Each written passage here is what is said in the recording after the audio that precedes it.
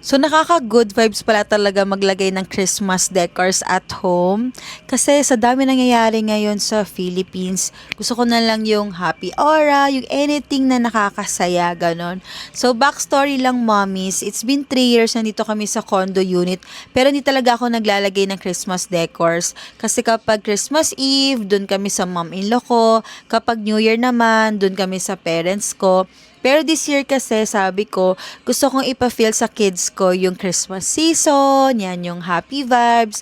Para bago kami matulog, titignan na lang namin yung mga ilaw, ganyan. Kaya last week, nag-start ako bumili sa IKEA.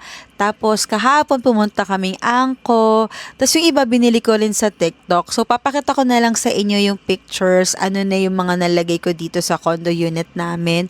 Alam mo yung feeling na every week gusto mong bumili ng Christmas decors kasi ang cute ng mga mini house, yung nilalagay sa Christmas village.